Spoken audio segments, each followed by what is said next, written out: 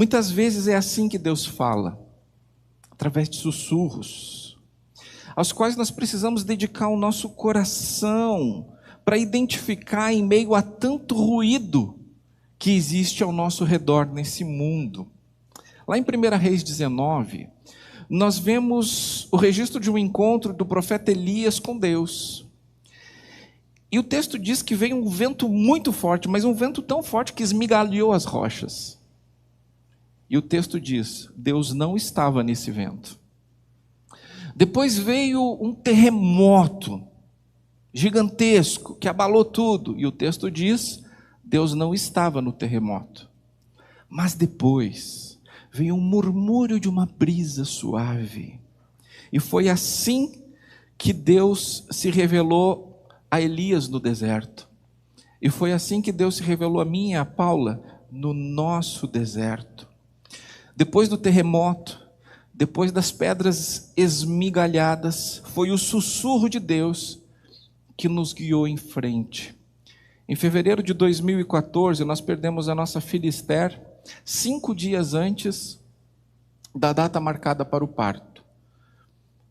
Mais ou menos 39 semanas, 5 dias, tudo pronto, quarto montado, estrutura de vida toda estabelecida, hospital garantido, tudo certo. Mas 5 dias antes daquela data que estava ali marcada no calendário, nascimento da Esther, 5 dias antes, nós percebemos que tinha algo errado.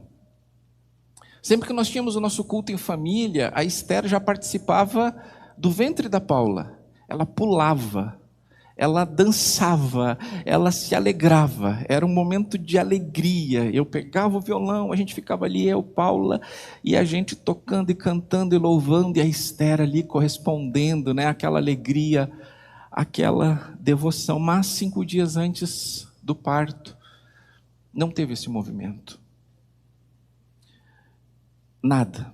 E aquilo então nos preocupou muito naquele momento. Por que a barriga da Paula não está mexendo? Por que a Esther não está correspondendo à música, à alegria, à interação como vinha acontecendo nas últimas semanas? Então nós fomos ao hospital para ver o que tinha acontecido. E quando nós chegamos lá, então, aquela triste constatação que a nossa filha não tinha sinais vitais.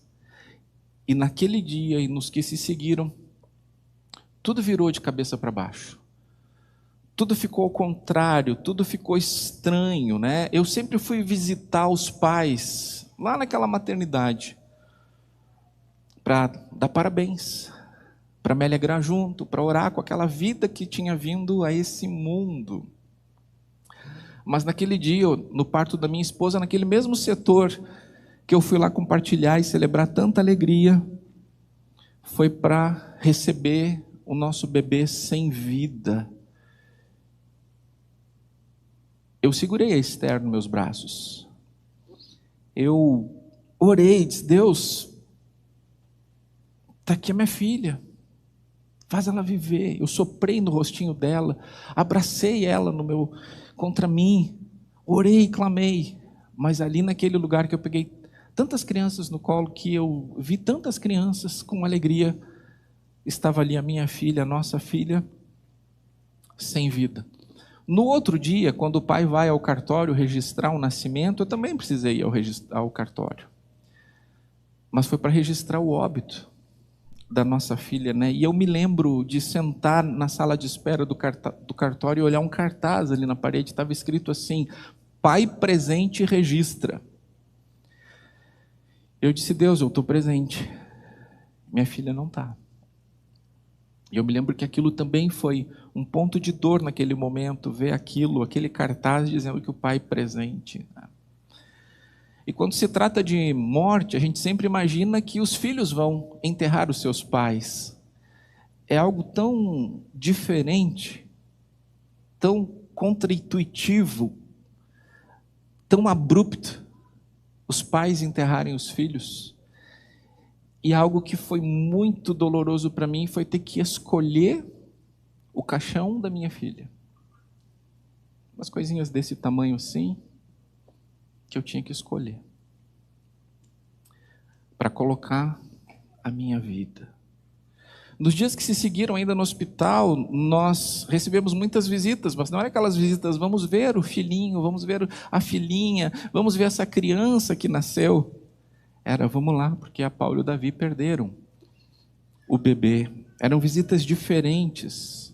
Então tudo estava ao contrário. A Paula, durante praticamente 9 meses, tinha uma barriga ocupada com uma criança, e da noite para o dia não tinha mais bebê, não tinha mais barriga, não tinha mais nada, a não ser dor.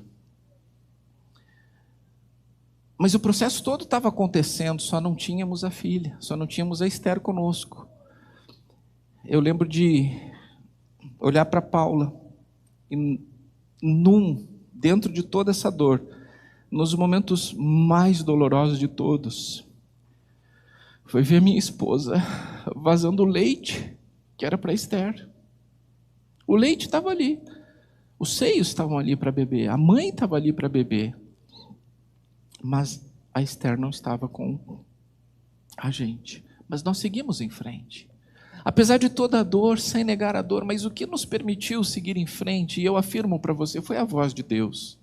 Foi a voz do Senhor que nos conduziu em frente, através de sussurros, através de detalhes, porque quando as coisas começaram a apontar nessa direção, nós decidimos que nós queríamos ouvir Deus em meio a tudo aquilo. Então a gente não ia gritar, porque se a gente gritasse, a gente não ouviria. E nós nos dedicamos a ouvir, e pela graça, pela bondade, pela misericórdia do Senhor, nós ouvimos os sussurros de Deus que nos fortaleceram e nos fortalecem até o dia de hoje, no que nós passamos lá atrás e o que ainda passamos aqui pela frente. Esses sussurros foram tanto aquela voz que Deus fala aqui dentro da gente, mas também nos trazendo à memória a sua palavra, mas também foram atos que a coincidência não pode explicar, nos quais vimos a mão de Deus. Vimos o Senhor agindo e cuidando de nós. Eu não sei qual que é o seu momento de vida agora, mas uma coisa eu tenho certeza: Deus está falando com você, de muitas maneiras.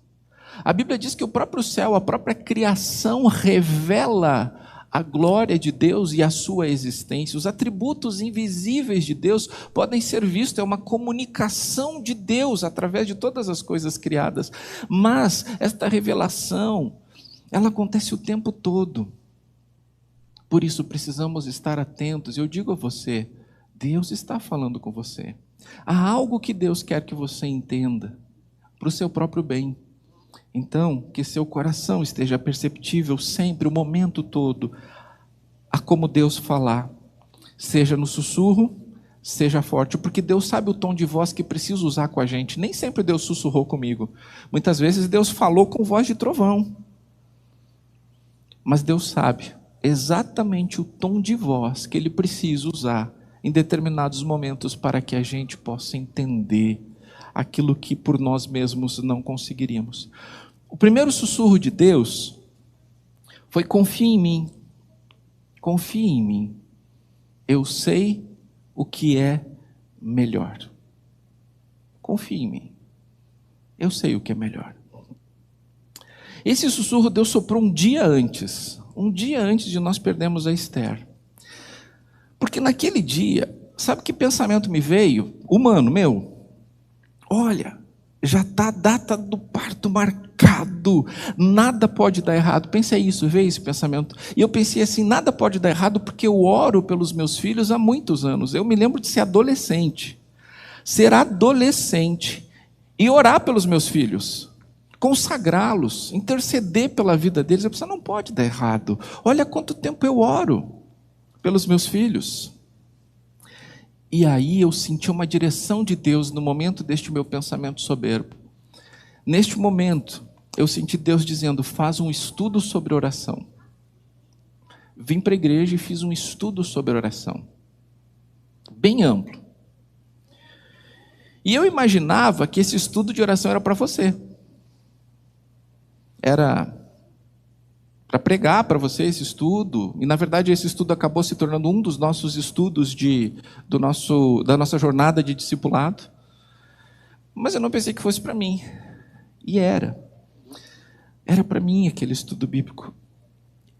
Sabe que um dos textos incluídos no estudo foi 1 João 5,14. Esta é a confiança que temos ao nos aproximarmos de Deus. Se pedimos alguma coisa de acordo com a sua vontade, Ele nos ouve. Eu me lembro de ter reunido a equipe pastoral, ter ministrado para eles esse primeiro estudo. Eu disse, olha gente, a gente pode orar muito tempo por alguma coisa, mas Deus querer diferente. E se Deus quer diferente, a gente precisa confiar nele. Porque Deus sabe o que a gente não sabe, Deus vê o que a gente não vê, e aí nós precisamos confiar, porque a própria Escritura diz que a vontade de Deus é boa, é agradável e perfeita. E aqui já veio ao meu coração, eu oro há muitos anos por filhos. Mas Deus pode ter outra vontade. E talvez Deus esteja me convidando a confiar nele se ele fizer algo diferente do que eu tenho pedido. E aí, meus irmãos, minhas irmãs, quando no momento de desespero eu gritei lá dentro de mim, do que adiantou orar? Eu já tinha essa resposta desde o dia anterior. Desde o dia anterior eu já tinha essa resposta, eu já sabia. Eu sabia que eu poderia não entender os planos de Deus, mas que os planos de Deus são perfeitos e que estão acima da minha compreensão limitada. Como disse Paulo, ó profundidade da riqueza, da sabedoria e do conhecimento de Deus. Quão insondáveis são os meus juízos e inescrutáveis os seus caminhos. O segundo sussurro de Deus para nós foi: a vida é minha. Esse sussurro foi algumas horas antes de a gente ir para o hospital. Algumas horas antes da gente saber que tinha algo errado, que tinha algo diferente. Naquela manhã, eu fui fazer uma leitura. E aquela leitura, porque a gente estava se preparando para ser pais, aquela leitura falava sobre morte súbita de bebês. E aí aquele livro estava dizendo o seguinte: olha, bebês morrem e a ciência não sabe dizer por quê. Muitas gestações simplesmente são interrompidas e não há uma causa que alguém possa entender, mesmo depois de nascer. Então veja, era isso que eu estava, não fui procurar, né? Deixa eu procurar ler sobre o que pode dar errado aqui, né, com a minha filha. Não, estou seguindo a minha vida. Mas naquela manhã eu fui conduzido a essa leitura sobre morte inexplicável de bebês, seja no ventre, seja depois de nascer. E aí, eu e a Paula conversamos. Como nós somos impotentes para manter a vida da Esther. O nosso desejo é que essa vida venha ao mundo. Hoje o nosso filho Felipe está indo pela primeira vez nos juniores, né? Esse ano seria a primeira vez que a nossa filha estaria indo para os adolescentes. Todos são datas marcantes assim, né? Então a gente imaginava, né? Toda a vida. Mas ali, eu e a Paula olhamos um para o outro e eu compartilhei com ela sobre essa leitura e nós não somos capazes de manter a vida de alguém. Toda vida é de Deus. Toda vida pertence ao Senhor. E quando nós fomos para o hospital para ver o que estava acontecendo de errado, de alguma maneira a gente entendia que a Esther pertencia ao Senhor. Porque uma coisa é você estar levando para um hospital algo que é seu, é meu. Outra coisa é você estar conduzindo alguém que é de Deus, do Senhor. Não é propriedade sua, não é propriedade minha. Não sou eu o Senhor sobre a vida de ninguém, muito menos dos meus filhos, porque são do Senhor, foram consagrados ao Senhor. e a vida pertence ao Senhor. E nos veio a palavra de Deus, registrada em Jó, capítulo 1, versículo 21, nas palavras de Jó, depois de ter perdido os seus filhos. O Senhor o deu, o Senhor o levou. Louvado seja o nome do Senhor. Não pensa que isso aqui é, o Senhor deu, o Senhor levou. Tanto faz, próximo assunto. Não é disso que se trata. É em meio à dor, em meio às feridas, em meio a um coração sangrando, que a palavra de Deus não permite, se nós a acolhermos, que as coisas fiquem piores do que deveriam ser. Porque quando a gente sofre pelas nossas dores e perdas, isso é adequado. Agora, quando a gente está confuso, a gente está desnorteado, a gente não sabe para onde olhar, a gente se volta contra Deus, a gente se volta um contra o outro, porque muitos casais que perdem filhos não conseguem mais ficar juntos. Porque ficam se acusando, tu deveria ter feito isso, tu deveria ter feito aquilo, não consigo olhar para ti porque eu lembro daquilo. Mas a Esther sempre foi do Senhor, com quem ela está agora e para todo sempre. Muitas vezes, principalmente nos primeiros anos, a gente chegava em alguma igreja, ou na nossa igreja aqui, e via as crianças indo para o ministério infantil, e eu e a Paula dizíamos, a nossa criança está no melhor ministério infantil que existe agora. Está no melhor de todos os lugares. Mas foi citando Jó 1:21 que nós fomos para o hospital. Senhor, a vida é tua. Tu dá, tu toma, o desejo é que tu deixe aqui, que tu deixe com a gente. Mas esse sussurro serviu como base nos momentos em que nós tentamos cobrar a vida da Esther. Por que tu levou a nossa filha? Se a filha é dele. Se a vida é dele. Se ele sabe o que eu não sei, se ele vê o que eu não vejo. A vida da Esther sempre foi do Senhor. O terceiro sussurro de Deus foi: vocês não estão sozinhos. E nisso, a igreja teve um papel fundamental. Deus nos acolheu através dos seus filhos e filhas. Deus nos deu uma família de fé que nos acolheu e o tempo todo nos fez sentirmos amados. Quando a notícia começou a se espalhar, aquele hospital começou a se encher de pessoas, dezenas de irmãos e irmãs em Cristo. Nem todos puderam entrar com a gente lá no quarto, mas de vez em quando eu saía do quarto e eu ia lá numa sala que ficou para o nosso pessoal, porque o pessoal foi chegando e o pessoal do hospital então organizou, então fiquem aqui, vocês que vieram aí para ver o pastor e a esposa. Alguns dos irmãos estavam lá há 12 anos atrás, e como aquilo foi importante para nós, de saber que ali naquele mesmo hospital, a nossa família na fé estava ao nosso lado. Isso nos trazia conforto em meio àquele momento. Eu recebi cada mensagem no celular, cada ligação, cada visita, cada cartinha, como um sussurro de Deus dizendo: vocês não estão sozinhos neste momento. Nos dias que se seguiram, Deus cuidou de nós através de muitos irmãos e irmãs em Cristo. Foi muito importante isso para nós. Eu lembro que o Giovanni e a Adriana fizeram pizzas, nos levaram lá, e através daquele gesto, olha, tem alguém pensando em nós, que agora a gente não quer nem saber de fazer comida, a gente não quer nem saber de organizar nada. Um exemplo assim, mas sabe, pessoas que já tinham passado por isso, porque quando você perde um bebê, quando você perde gestações, você descobre que isso acontece muito mais do que você pensa. É como andar por aí, quando você precisa alugar uma casa, você começa a ver placa de aluga-se em tudo que é lugar. Ué, mas tinha tanta casa para alugar assim?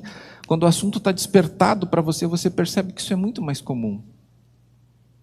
E como nós fomos descobrindo pessoas que haviam passado por isso, e muitos que calaram a sua dor, reprimiram sua dor, não a compartilharam, não permitiram que alguém pudesse estar perto para ajudar, porque nós fomos tão ajudados por pessoas que tinham sofrido dores como essa. Quando eu digo como essa, eu não digo igual, porque cada um tem a sua própria dor. Cada um tem a sua própria dor. Mas quando alguns casais que haviam perdido bebês vieram nos consolar, nos confortar, a gente sentia que eles entendiam algo que a gente estava vivendo e nos consolaram e nos confortaram.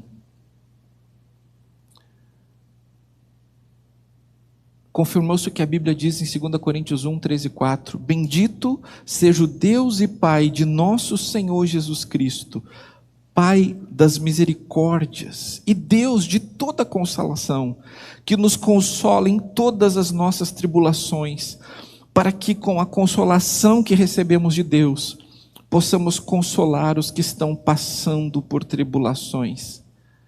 Isso de não estarmos sozinhos na nossa dor, isso de termos recebido conforto e consolo da parte de Deus através de irmãos e irmãs, foi tão impactante na nossa vida, que ecoou através de nós também. O consolo mais significativo veio de um casal. Esse casal já tinha perdido 3. Ela tinha ficado grávida de trigêmeos. Um morreu, eu acho que eles já tinham perdido um bebê. Depois ela ficou grávida de trigêmeos. Um havia morrido em alguma altura da gestação, outro morreu no parto e outro morreu alguns dias depois. E esse casal veio nos consolar. E nós nos sentimos acolhidos porque eles sabiam do que a gente estava falando. Eles sabiam do que a gente estava sentindo. Eles sabiam o que dizer, como dizer e o que não dizer. E sabe, quando eles, algumas semanas antes, vieram aqui na igreja procurar ajuda e me falaram dessa dor toda, eu orava assim: Senhor, eu não tenho a menor ideia do que eles estão sentindo. Minha filha vai nascer daqui a uns 15 dias. Eu nem sei o que dizer para eles, Senhor. Espírito Santo, me ajuda a trazer aqui da Tua palavra para ajudá-los nessa dor. 15 dias depois eu entendi um pouco do que eles tinham passado. E como nós passamos por isso, quando nós fomos na segunda perda de gestação, eu estava esperando na sala de espera, enquanto a Paula estava lá dentro no procedimento.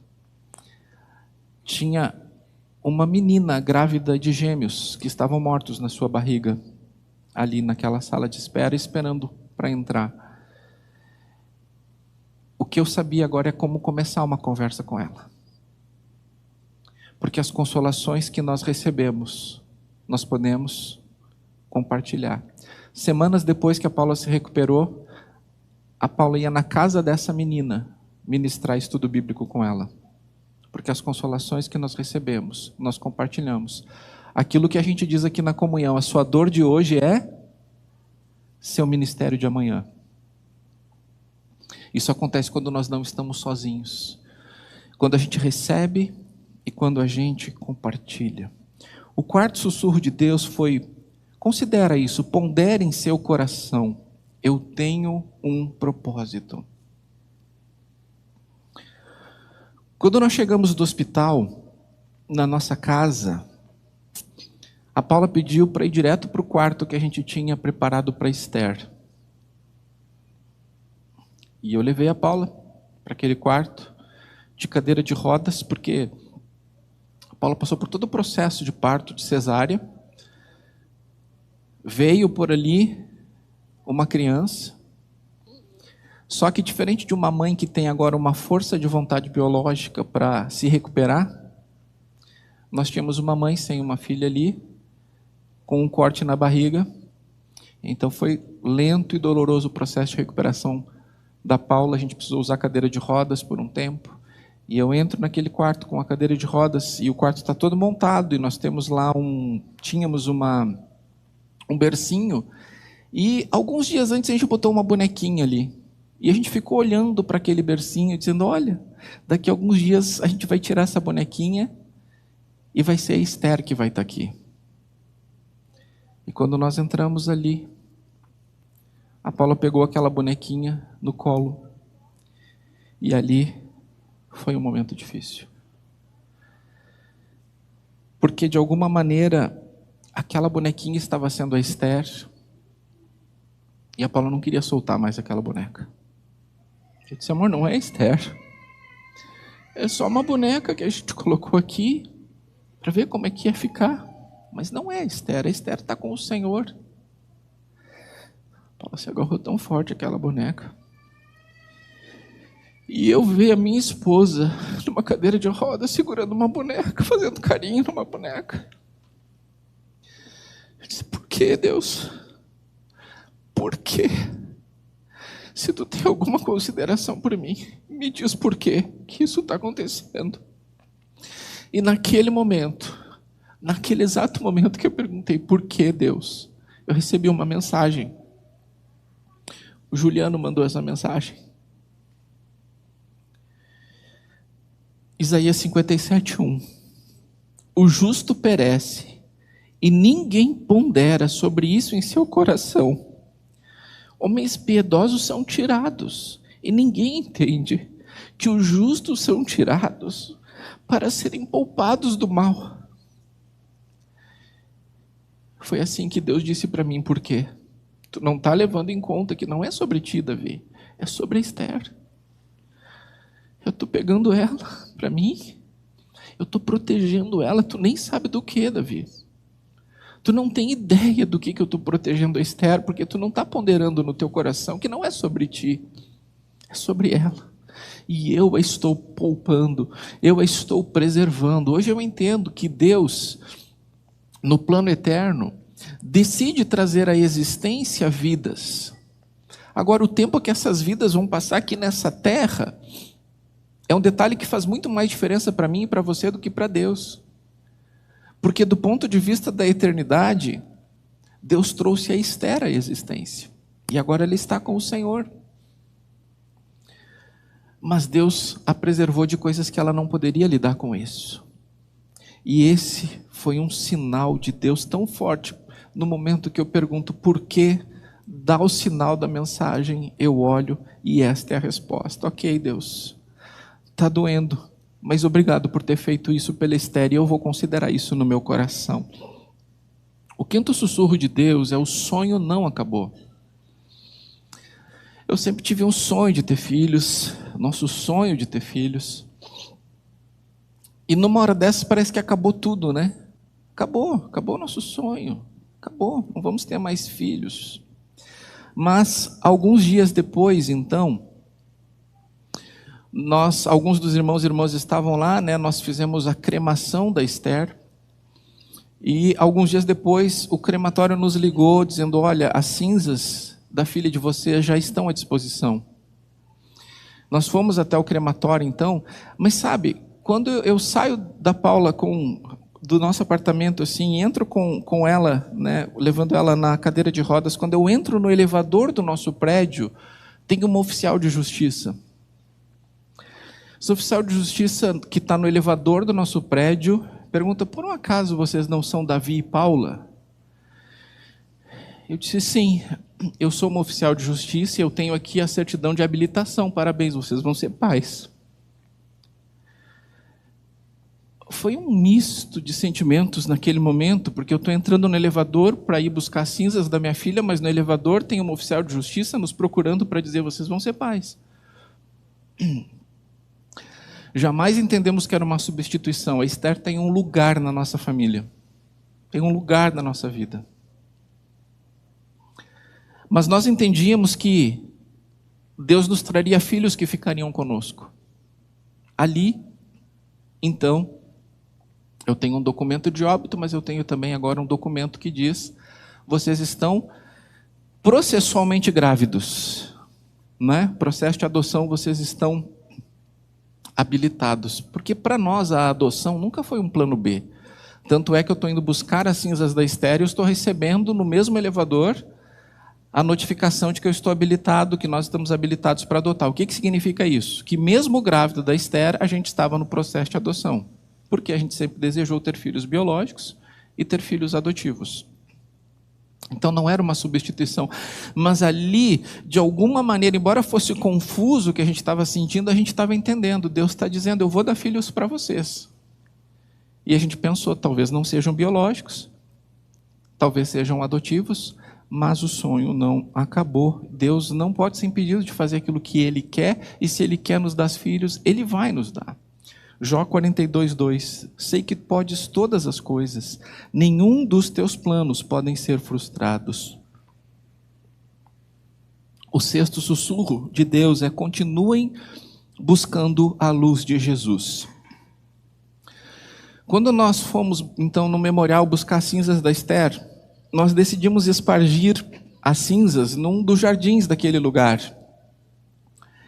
E a gente estava indo por um desses lugares quando a Paula olhou mais para cima e viu um jardim de girassóis. E ela disse que os girassóis procuram a luz de Jesus e a gente deveria fazer isso naquele momento, e seria muito significativo se a gente espargisse as cinzas naquele jardim de girassóis. Nós fomos até lá. Mas apesar de ser um jardim de girassóis, ele não estava bonito. Aquele dia, o dia estava cinza. Não tinha sol brilhando. E aqueles girassóis estavam representando até como a gente estava se sentindo, eles estavam murchos. Acontecem algumas coisas e depois então a gente decide tirar essa foto. Estes são exatamente os girassóis daquele dia. A gente decidiu registrar. Esses girassóis estavam representando a gente. Era assim que a gente estava. A gente estava se sentindo no escuro. Murcho, sem força, dolorido. Mas ainda assim, a gente foi para o chão ali. E ali a gente orou: Senhor, aqui estão as cinzas da nossa filha. Cuida do nosso coração, nos cura, nos traz esperança. Nós precisamos de Ti em meio a esse cinza que nós estamos vivendo, mas nós Te entregamos aqui o sonho da Esther e espargimos. E nós nos levantamos então. E Deus fez algo muito especial, muito delicado com a gente ali naquela hora. Porque quando a gente se levantou, Deus mandou um desses girassóis se levantar, e eu quero mostrar para você a foto. Pode colocar o próximo. Esse é o que estava na nossa frente, no meio de todos aqueles lá. Bem o girassol que a gente estava na frente. Quando a gente se levanta, Deus manda esse girassol se levantar. E aí a gente ouviu de Deus: procurem a luz de Cristo mesmo agora que está cinza. Mesmo agora que está escuro, procurem a luz de Jesus.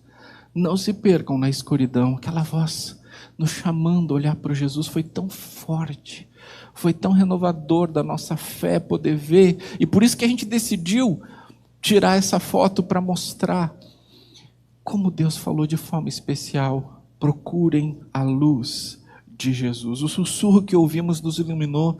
2 Coríntios 4:6 diz: das trevas resplandeça a luz.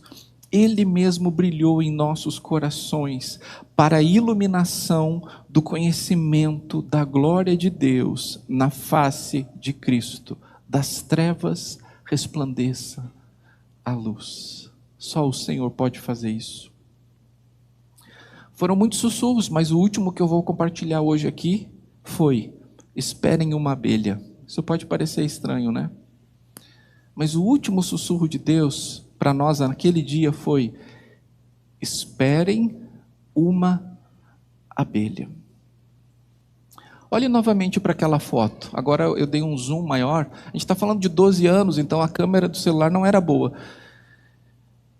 Mas tem uma abelha ali naquele girassol que está aberto. Você consegue perceber que tem uma abelha ali? Tem uma abelha ali pousada. E como Paulo e eu estávamos muito perceptíveis à voz de Deus, porque a gente decidiu na escuridão procurar Jesus, a gente procurou escutar a voz de Deus em tudo, nós ouvimos a voz de Deus dizendo para nós que nós teríamos uma criança. E que esta criança seria uma abelha. A gente teve certeza disso ali naquele momento. Certeza. A nossa criança vai ser uma abelha, vai ter a ver com abelha. Isso a gente teve convicção o tempo todo que teria a ver com isso. Isso para nós se tornou um parâmetro. Bem, Quando nós chegamos em casa, nós fomos pesquisar o que significa, qual que é o nome que significa abelha na Bíblia. E nós descobrimos que o nome que significa abelha na Bíblia é Débora.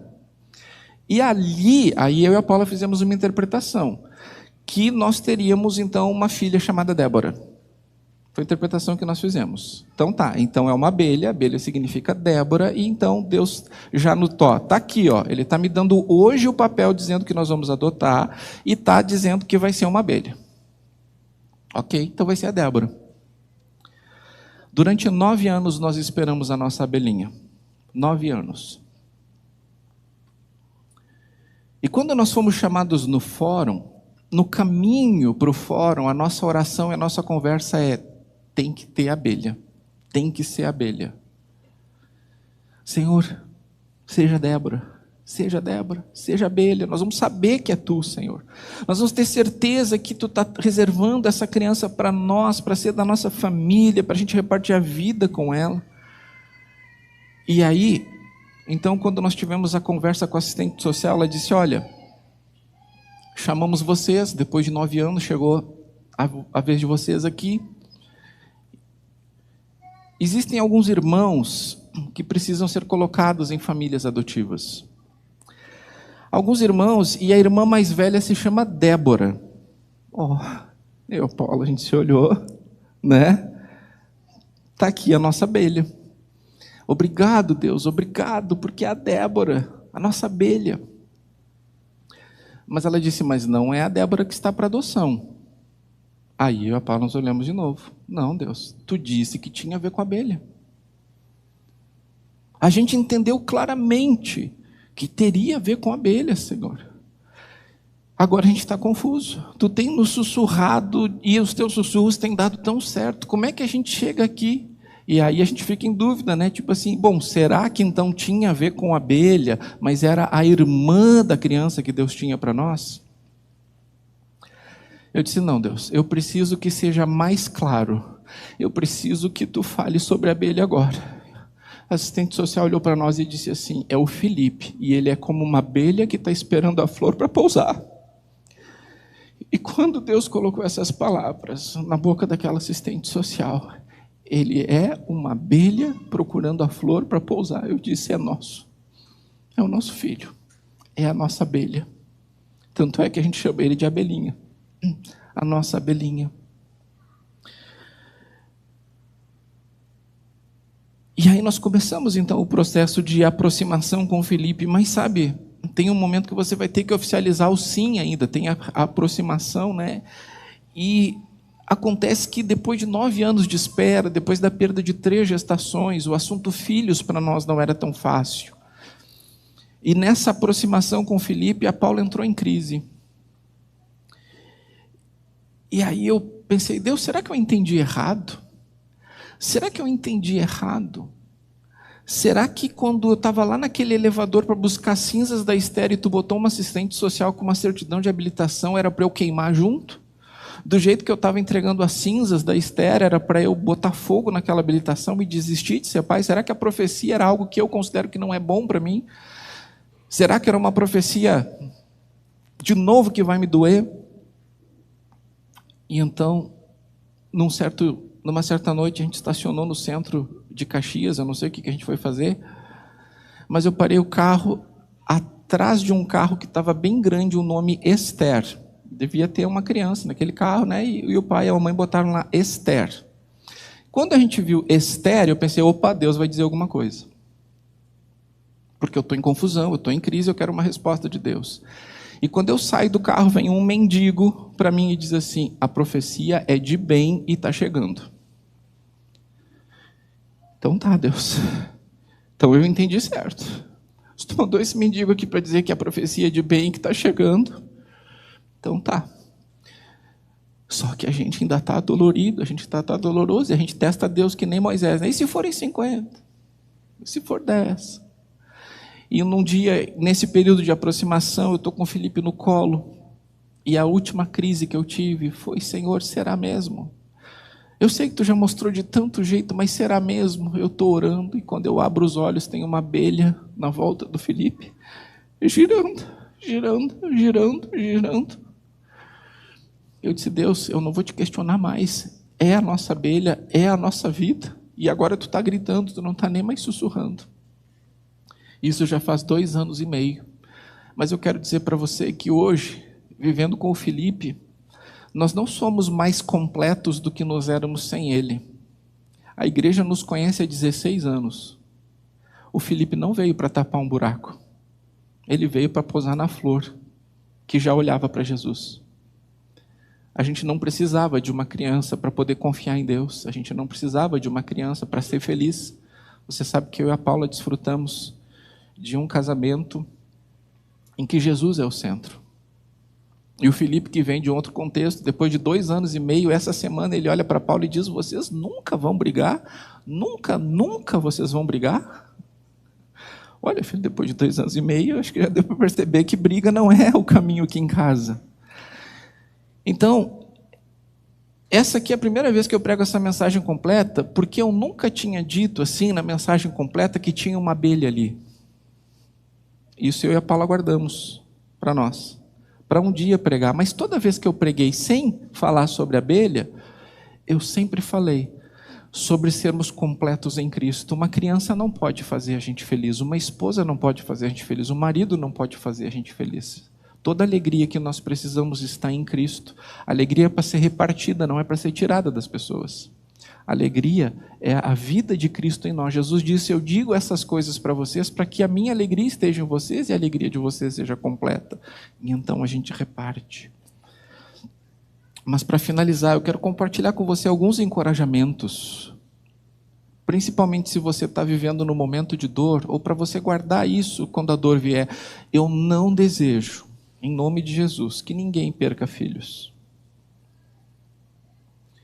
Eu não desejo que você tenha dores na vida, mas as dores acontecem, elas existem. Nós vivemos num mundo em que tem aflições. O nosso ânimo está em confiar em Jesus, que venceu este mundo. Mas no momento da dor, ouça a voz de Deus. No momento da dor, ouça a voz de Deus. Tiago 1,19 diz: meus amados irmãos, tenham isso em mente, sejam prontos para ouvir, tardios para falar e tardios para se irar. O que acontece quando a gente tem uma dor?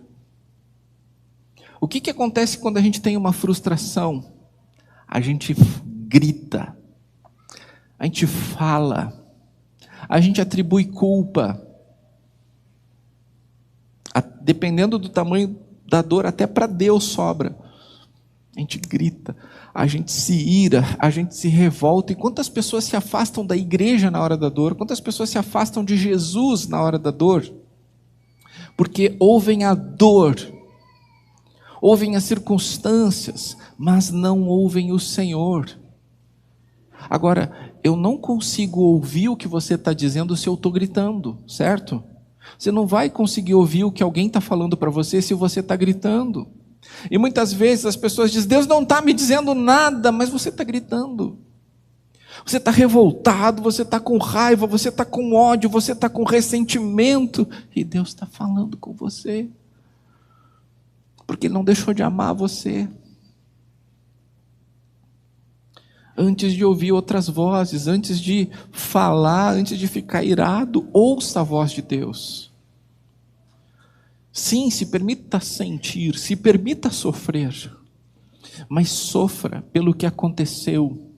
Não amplifique isso com revolta, com ira, com amargura, com maledicência, com falta de fé. Ouça a voz de Deus. Porque nesse momento nós precisamos de muita fé. Perceba, eu e a Paula não somos perfeitos, mas pela graça de Deus nós decidimos ter fé em meio à nossa dor. E por meio da fé, a gente sabia até que o nosso filho seria uma abelhinha.